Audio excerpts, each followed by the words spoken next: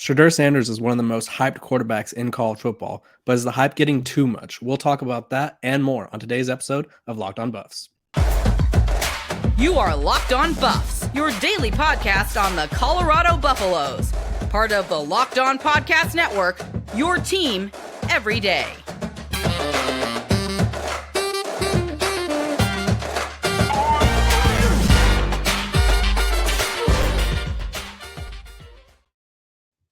What is up, everybody? This is Locked On Buffs. I'm your host, Kevin Borba. Today we have a special guest. On threes, Josh Newberg. Josh, I appreciate you for joining us. Are you ready to talk some Buffs football?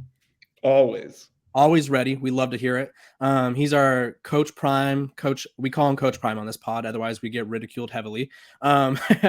He's my Coach Prime guy. He's been covering Florida State. He's covering all the places that Coach Prime has been. And so what better way to talk about it than to someone who's been everywhere? Today, we're talking the pressure on Coach Prime's younger son, Shedeur Sanders, the quarterback at Colorado, if you didn't know. The spring game list, which is pretty much a who's who of everyone's going to be there. I'm going to be there too. No one's recruiting me. I'll just be there. And then we have spring expected standouts. We're going to go over some guys that we think could stand out this spring for Colorado. So without further ado, let's talk about the pressure that Shedeur Sanders is under. We've kind of touched on it a little bit in passing, but we haven't really focused on it. And so can you kind of detail what you think the pressure is on him, because we're starting to see Colorado in top 25s. Which the national championship bets are just, go ahead and burn your money however you want to burn it. But there's still some pressure in terms of what he can do with this program. And so could you kind of touch on the pressure Shedeur is facing? Yeah, he's entering his third year of being a starting quarterback, and he's coming from the HBCU level to the Pac-12. And, there's going to be a transition there that he's going to have to make. And I think that the pressure, though, that Shedeur is under, is there pressure? Absolutely, there's pressure. Why is there pressure? One, because, he was at Jackson State where they were doing something that's never been done before at that level, or at least they were trying to. And now he's going to have to prove himself at the Pac-12 level, and he has the spotlight on him, from his father, from himself. Shedeur Sanders himself has always been a big-time prospect. I remember actually watching Shedeur Sanders as he was entering his sophomore year of high school, I believe. Deion Sanders brought Shedeur to Tallahassee to camp at Florida State as he was heading into his sophomore year. Back then, Willie Taggart was the coach. They offered Shedeur prior to the camp. He came in through, and he went on to do that at multiple colleges. So Shedeur Sanders, like his father, has been under the spotlight for quite some time. So even though we can say that there's pressure on him, will that pressure affect his play? I don't think so. Ultimately, what will affect Shedeur Sanders' play is his preparation, his execution, and his camaraderie with his teammates at Colorado. I think those three things are more important than any pressure that's on him. Yeah, I think, and to the pressure, like you mentioned, comes from his father. I totally forgot about this, but they actually had a reality show some time ago that followed the Sanders. I don't even remember what it was called, but the cameras were there when he came to Tallahassee. Right. So he's kind of always been in the spotlight, whether it was in the college football spotlight or the True TV spotlight, wherever the show was aired. But I also think just being a coach's son kind of adds that pressure to just inadvertently. I think we look at people like Dylan McCaffrey, who played for his dad, and the expectations were higher than the results, one could say. And so I think Colorado fans are hoping that doesn't happen with Shedeur. But I also think the pressure is there because the national attention that the program is getting, ESPN televising it. This is the only game that ESPN, the spring game, is the only game that ESPN is going to be televising. And then just the overall, if you look at Twitter every day, Colorado's probably trending. For someone like myself who covers Colorado and gets paid for covering Colorado, great.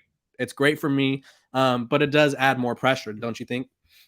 Yeah, but pressure can burst pipes, and pressure can also make diamonds. Oh, so you got to figure out which one it's going to be for Shedeur. And from me following Shedeur and Deion Sanders himself, I don't think the pressure means a whole lot to these guys. I mean, like I said, Shedeur himself is playing for himself. He's playing to prove that he is a quarterback that can play at the highest level. I mean, he did that in Dallas football.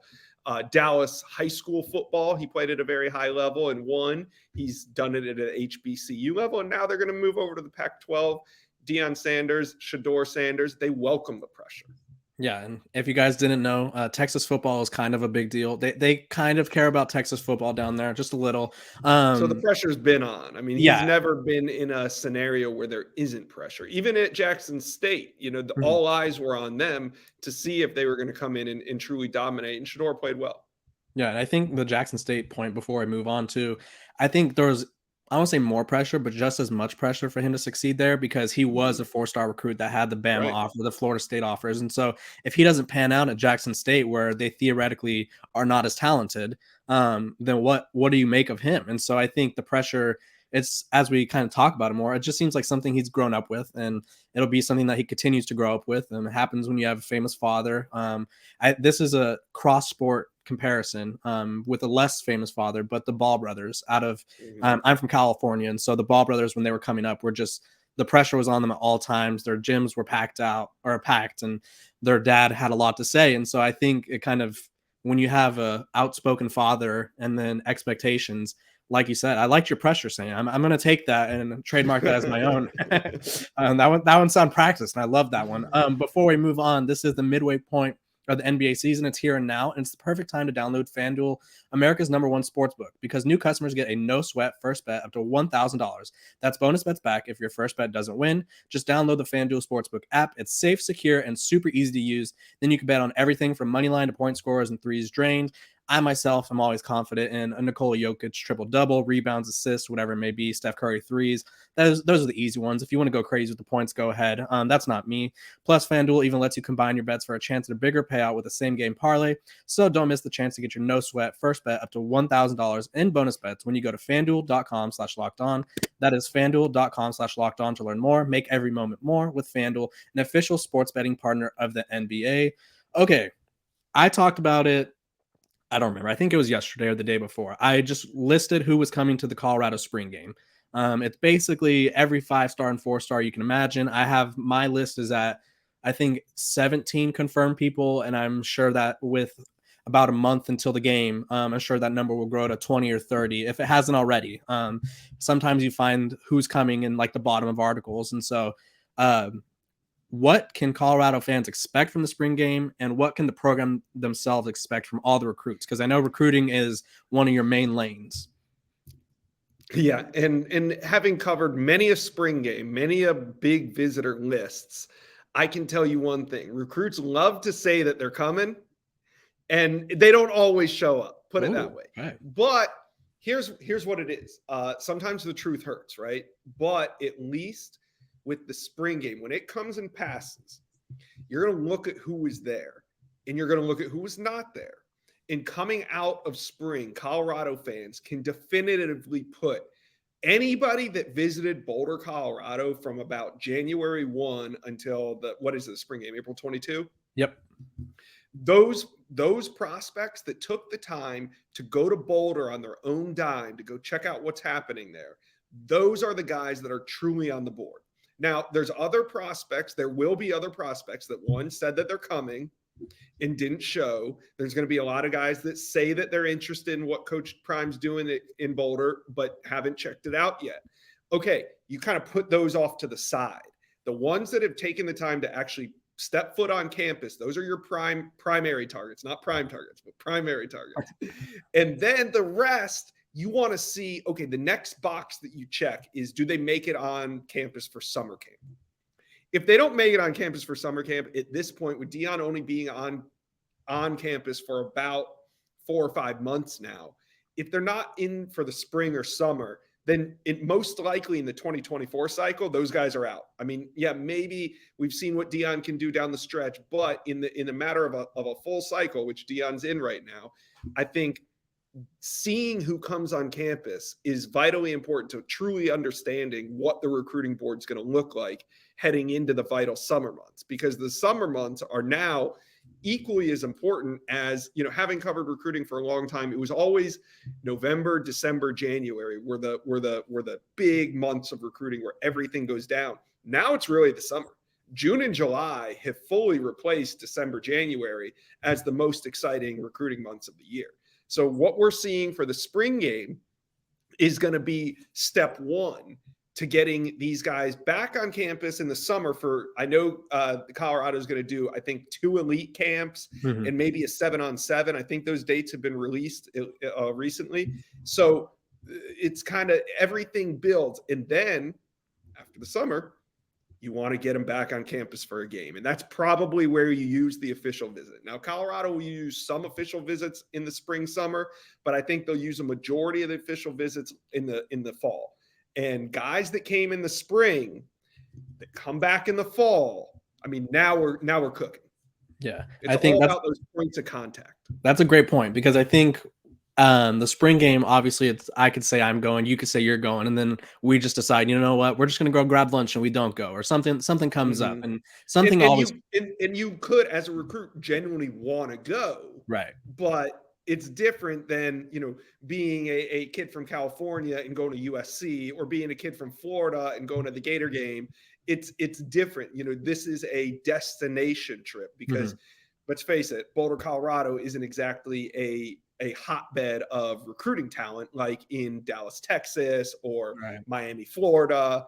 And, so there's a lot of pros to being at Buffalo, or being in Buffalo. And there's a lot of kind of hurdles that are unique to Coach Prime's job.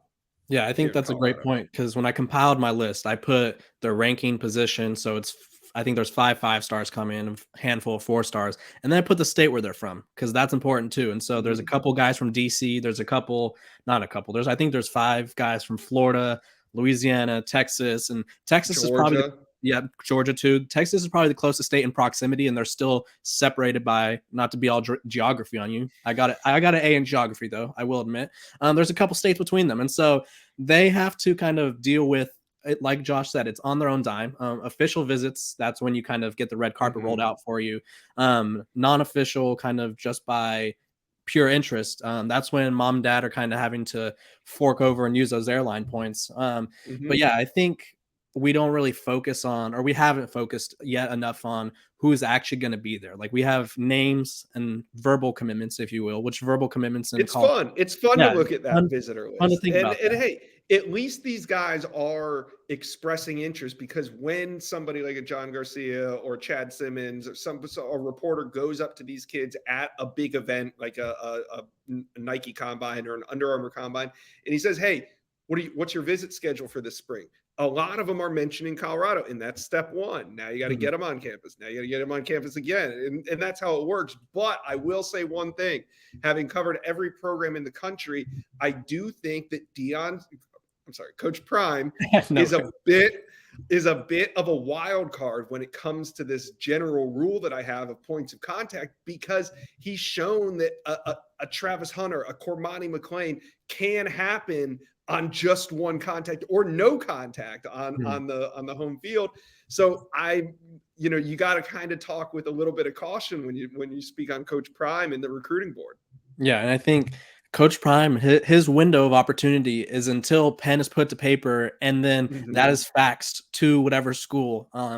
That is his window of opportunity. So even if it's not throughout the year, like Travis Hunter was completely out of left field. I think he offered, and it was like, okay, cool, HBCU offer. And we kind of saw it in basketball recruiting too. There was one unofficial visit. He took an unofficial visit. I don't even think it was an official visit. He took one unofficial visit to a game in the back end of the season. It kind of flew under the radar. It got reported like a week later or something. Because at that point, he was already a year and a half long Florida State commit. So it was like just exploring. He's from near there. It was like, it's not even an official visit. It's an unofficial visit. But that's the lens that you look through it in a traditional recruitment.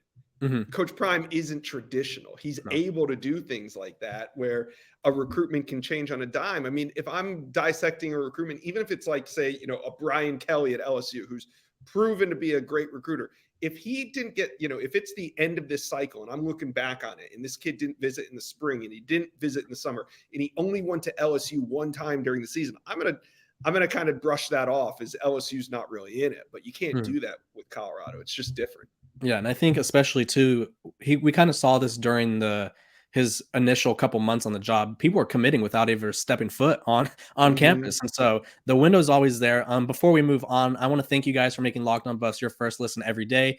For your second listen, excuse me, check out our brand new podcast, Locked On College Basketball. Experts Isaac Shad and Annie Patton bring you everything you need to know on and off the court. Plus, hear from big name experts, coaches, and players throughout the basketball landscape. Locked On College Basketball available on YouTube and wherever you get your podcasts. Those guys will help you out with March Madness facts and everything you need to know. They helped me out with my bracket. I already called the first episode of the day. I called Virginia getting sent home early. I called that one. They helped me out. We are now going to move on to the spring standouts. People we think can stand out for the spring ball, if you will. There's freshmen there. There's transfers everywhere. Give me a couple names. It's basically everyone's new. What we do know is everyone's new. There's a few returning guys, but let's kind of dive into the new faces and who you expect to stand out for Coach Prime in this premature spring discussion. Well, I can't wait to see what it looks like when Travis Hunter takes the field on both offense and defense. I don't think Cormani McClain's not here for the spring, but that'll also be something I'm looking forward to seeing is Cormani on one side and Travis Hunter on the other. I think we'll see that early and often in this upcoming season. Shedeur, we hit on Shedeur. I think just having watched him a little bit more on Shedeur, having watched him since his early in his high school career, I've really noticed him mature. And of course, that's going to happen with time, but not only in his personality, but mainly his arm strength. I think having seen some videos of him throwing at Colorado, it just seems like the ball's snapping out of his hands a little bit more naturally, a little bit more oomph on it. So I'm excited to see his maturation that has been taking place over these years and where it goes from here. Jimmy Horn. I was really high on Jimmy Horn when he was leaving USF, not just because he was going to Colorado, but I thought he was I honestly believe he was one of the most electric players in the state of Florida last year. Out of Florida State, Florida, Miami, USF had one of the most explosive wide receivers in the country or in the state, and now he's heading to Colorado. So I like that move. Dylan Edwards. I don't know if Dylan Edwards is on campus yet. I don't know if he's an early enrollee. Him and Jimmy Horn raced. Yeah, they raced. It was a very, very quick one too. 4.3, 4.4 for both of them. Well, when he flipped from Notre Dame late in the cycle, I mean, I circled that as one of these early impact guys because he plays a position at which you can make an early impact at running back. So those are some guys I'm excited to see. So many transfers, so many ways that this roster is going to be worked through throughout the spring. I'm going to be locked in. Yeah, I think the best part about the spring game too is one, it's our closest thing to real college football that we'll get for about 4 months.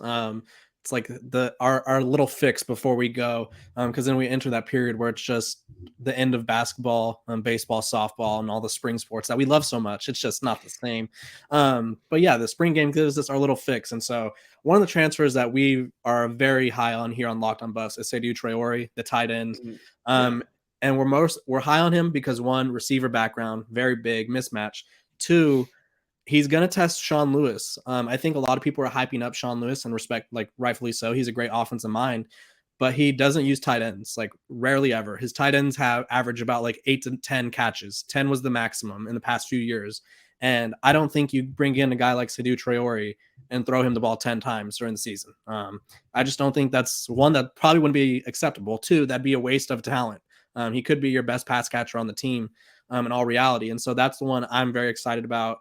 Well, you call him a tight end, and I understand why you have excitement. I think calling him a tight end kind of dulls a little bit of that excitement. Right. But at 6'4", 210, there's teams that have players at 6'4", 210 at the wide receiver position on their roster. I know he comes in at tight end, but like you said, he's a dynamic playmaker.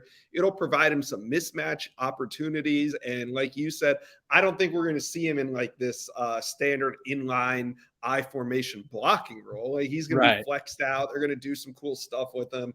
I think he's going to be a dynamic piece to the offense. Yeah, I think he's going to have to push Sean Lewis a little bit to kind of figure out, because Sean Lewis is he was a head coach at Kent State, offensive mind, one of the best young offensive minds in the sport. And he's going to kind of have to change his schematics up a little bit just to figure out a way to get all these guys the ball, figure out who could go where, because Jimmy Horn, like you mentioned, and people always love to remind me, is he could take handoffs, he could return kicks, punts, and so a lot of these guys are multifaceted, and I think Shedeur Traore is one of those guys. On the defensive end, I'm looking for names like Demoy Kennedy. He kind of has the leg up, being that coming from Alabama. Yeah, Charles Kelly's a defensive coordinator. He has the leg up. I think in spring right now that there's two position groups that I look at that have an advantage for Colorado not being able to get transfers right now, unless they're grad transfers, obviously. Offensive line and then the linebackers, because they have names, they have obviously bodies, but they don't have like solidified like Traore, excuse me, Demoy Kennedy, limited experience at Alabama. They tried him at running back a few times. He kind of was a hit and miss, played some here and there, but he was not a consistent starter, was not a key. So this is a big moment for him to kind of lock down that starting spot. Same with the But you got to think that he comes over. Mm-hmm. Charles Kelly, I don't think approves that transfer. Right. Unless he feels that he can make a difference in that defense. So I think that's a very good sign. The fact that Charles Kelly, I know for a fact, approved that transfer. Otherwise, he wouldn't have thought that he has a chance to play there. Right. But the linebacker and offensive line positions as a whole, they're the ones that are, I would say, the most question mark-y, throw a Y at the end. And I also, in this day and age, everybody wants offensive linemen. Everybody needs offensive linemen. Even teams that we think have, quote, good offensive lines are still looking for upgrades in the portal. So that being said, I think it's it's going to be a work in progress for Colorado, and it's up to them to kind of scheme around some of the deficiencies, figure out what you can do on offense, and then scheme around some of the things that you can't do maybe in year one, but it will get better up there. Yeah, and I also, and this is like, no controversy intended, I just want to see who's going to back up Shedeur. We don't really know about quarterbacks. Like, I know, obviously, Shedeur is the quarterback. Unless something happens, God forbid, we know who the quarterback is. It's just interesting to see what they do at quarterback, because they have a couple guys they have one guy that threw a few passes last year, and then it's some freshmen. And so do they maybe go to the portal? Does a freshman emerge as because the best position to be in football is the backup quarterback. Obviously, if you're not going to play.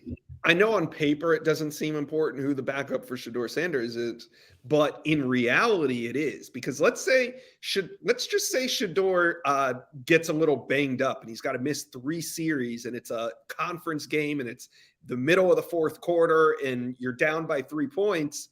In reality, it really matters who the backup to Shedeur Sanders is, because that could be a win. If he just needs to fill in for 3 series, it's got to be somebody that can do more than just take the team from the huddle to the line. It's got to be someone that can take a snap and make some plays. Right. And we talked actually yesterday, John talked with Danny O'Neill, the recruit that Colorado is highly prioritizing for the 2024 class, and kind of just talked about what he brings to his skill set. And so if you guys want to check that out, go find that. But he says that obviously we know that Shedeur is the quarterback for the foreseeable future. He has at least 2 years, maybe 3 if he can get the COVID year. Feels like everybody has at least 8 years feels like we're all in doctorate programs in college right now. It's just everybody's got 8 years of eligibility, and we'll figure it out as we go. But the backup quarterback position is probably one of the most overlooked positions in football. We saw it at Texas with Hudson Card. He was a very key backup for them.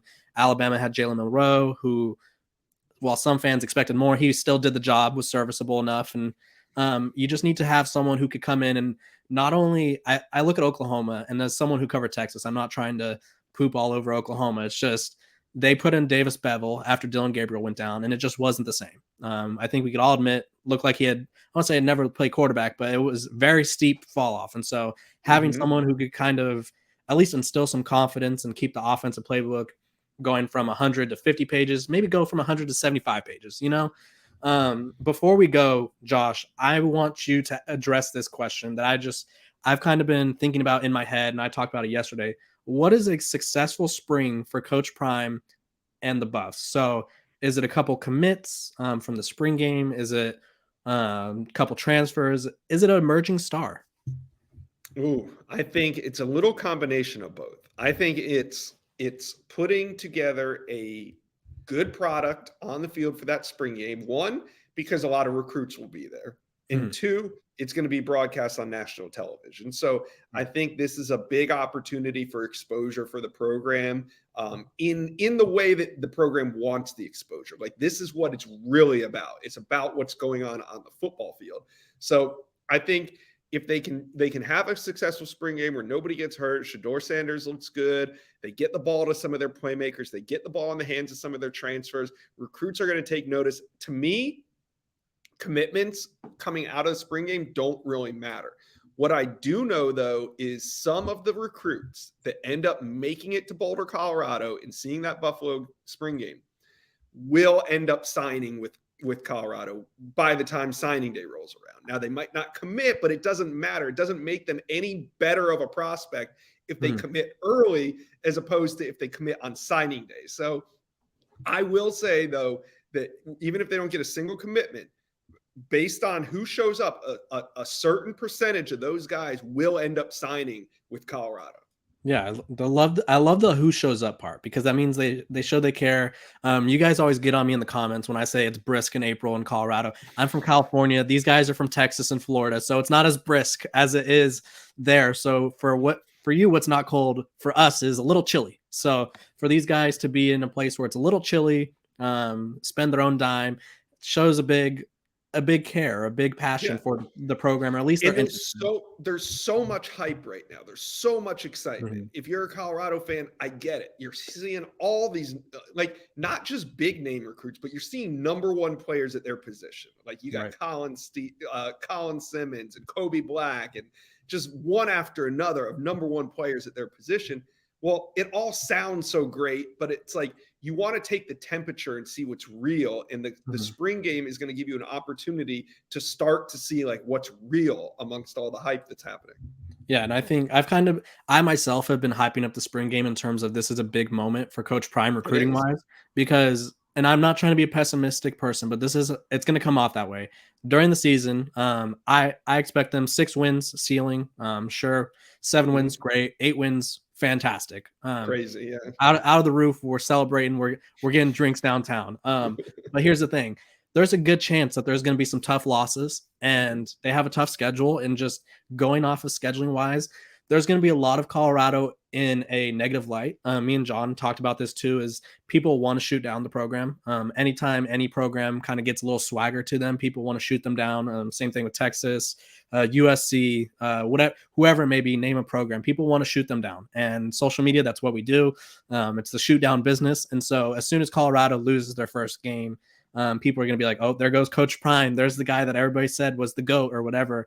And so having a good experience on spring game kind of reinforces good thoughts, because this is, for some guys, their last visit until the next season. And so I like having the last visit for a lot of people, just because you get those thoughts fresh in your mind, and Colorado's fresh on the brain. And so never hurts to be fresh on the brain. Yeah, no, and you're right. The season's going to start, and the games are going to get played, and there's going to be some losses. But let's not kid ourselves. This is Deion Sanders offseason. He is the king of this offseason, because he's not going to lose a game, and they're just going to keep getting more hype.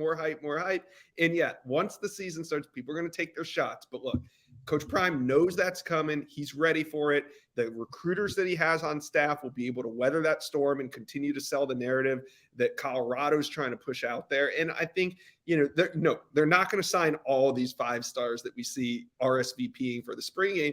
But I'm really interested, because I do think that they're gonna pick off a couple of them. Yes, they will. I do think that they're going to recruit really well this cycle, no matter how well they play on the field, because in year one, coaches typically get a pass, and especially somebody like Deion coming to Colorado, where typically big time recruits don't go. I still think no matter what happens on the field this season, a lot of recruits are still going to give Coach Prime the benefit of the doubt, and recruiting will, kind of just take off from there. Yeah, he's one of the coolest coaches in America. Josh, you're one of the coolest guys in America. We appreciate you joining. We appreciate you joining. Before we go, you guys need to make sure you go grab your bracket and go listen to Locked On College Basketball and Bracket Breakdown with national analysis and insights from our local experts. The Locked On College Basketball Bracket Breakdown has everything you need to make the most informed decisions on your bracket. Find the episode on Locked On College Basketball wherever you get your podcast and YouTube. You could go on Locked On Buffs. It's somewhere on there if you're that interested in your bracket breakdown. We are Locked On Buffs. So you can find us wherever you get your podcast, YouTube, Spotify, wherever it may be. We appreciate you, Josh, for joining us. You guys can find Josh on Twitter. Right there, I have it under his name. Josh, tell him about your little projects and adventures before we go. Yeah, I'm new here at On3, started on September 1st. I have a show called The Inside Scoop, a recruiting show that airs every Monday and Thursday on YouTube. So go check out our On3 YouTube page. Go check out Josh. He's got all the insight. He's a big Florida guy too. For some reason, me and the Florida guys we're meshing well. California to Florida, two best states, maybe. I don't know. We'll talk about it. That's another day. Yeah, there you go. But not on this podcast. Not on this podcast. We love Colorado. Go Boulder and all that. But we appreciate you coming on, and we appreciate you guys for listening. Have a great day. See you tomorrow. See ya.